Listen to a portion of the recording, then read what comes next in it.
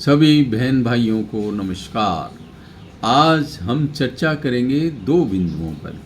पहली तो है दुनिया के दादे, दुनिया के चौधरी की नोबेल शांति पुरस्कार को लेकर के चुल, और दूसरी है पाकिस्तानियों ने देखा है कि भी थोड़ी सीज फायर हो गई तो थोड़ी सांस आ गई, लेकिन पाकिस्तानियों अब तुम्हारा नंबर है। वो देखते हैं कैसे है। ट्रंप दादा जो है पहले तो ये चिल्लाता रहा भारत पाकिस्तान के बीच मैंने सीज फायर करवा दिया, फिर बाद में वो बदल गए। अब क्या है, ये कह रहे हैं मैंने ईरान इजराइल के बीच सीज फायर करा दिया और मेरे को जो है नोबेल प्राइज़ मिलना चाहिए, शांति पुरस्कार। बड़ा विचित्र आदमी है, बड़े बड़े बम डालता है इजराइल के न्यूक्लियर एसेट्स पे, और फिर खुद युद्ध का हिस्सा होकर के, और अब कह रहा है कि मुझे शांति पुरस्कार दो। बड़ी ज़ोरदार शांति स्थापित की भाई, उसको ईरान को सारे को हिला दिया। और ये सीज़ फायर कितने समय का है ये विचारणीय है, क्योंकि जो ईरान इजराइल वार है इसके दो मुख्य उद्देश्य थे। एक तो था जो न्यूक्लियर एसेट हैं उनको ख़त्म करना ईरान के, दूसरा था कि ईरान का सत्ता परिवर्तन। यदि ईरान का सत्ता परिवर्तन नहीं हुआ तो फिर वही पंगा, क्योंकि ये कट्टरपंथी रिजीम है, ये फिर वही हरकत करेगा। दूसरा कि अभी तक ये बात सुनिश्चित नहीं है कि ईरान के न्यूक्लियर जो एहसासे हैं वो ख़त्म हुए हैं या नहीं हुए हैं। कारण क्या है, कोई रेडिएशन नहीं पाया गया है। कुछ लोग तो यहाँ तक क्लेम करते हैं कि ट्रकों में भर के चुपके ईरान ने वो जो यूरेनियम था वो दूसरी जगह पहुँचा दिया, और उससे 10-12 एटॉमिक बॉम्ब भी बन सकते हैं।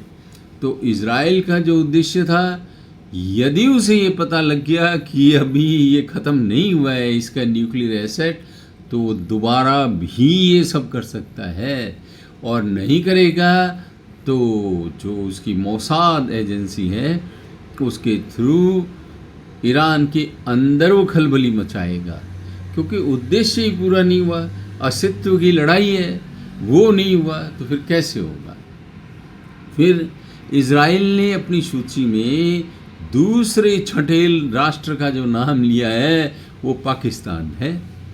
यदि मान लीजिए कि वो संतुष्ट हो जाए कि ईरान का थोड़ा इलाज हो गया है, 10-20 साल के लिए भी हो गया है, और वो संतुष्ट हो जाए, तो अब वो नंबर लगाएगा पाकिस्तान का। और पाकिस्तानियों, तुम्हें तो ईरान से भी खतरा हो गया, क्योंकि तुम्हारे मुनीर ने जो बिरयानी खाई थी उसका तो हिसाब अभी बाकी है, वो ईरान करेगा।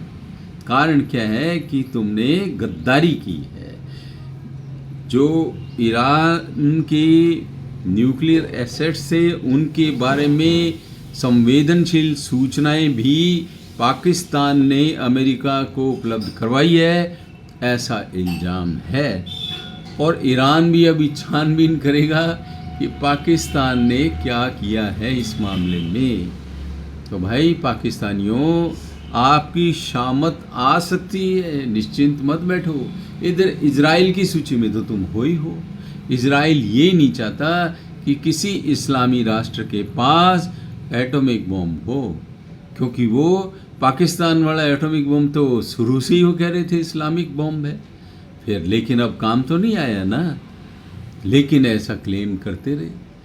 अब जो ईरान बनाए तो वो भी क्या है कि जो उम्मा है उसका चौधरी बनना चाहता है। ईरान से खतरा है कि वो जो आणविक हथियार हैं यदि वो बना ले तो वो इस्तेमाल कर सकता है, क्योंकि वो जुनूनी है।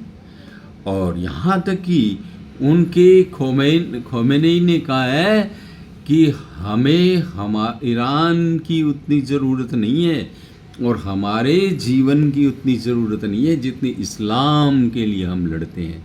तो भाइयों, संसार को ईरान के कट्टरपंथी रवैये से बड़ा खतरा है। और पाकिस्तानियों, तुम तो भाई अभी तो प्यास से मरोगे, पानी का ही चक्कर पड़ गया।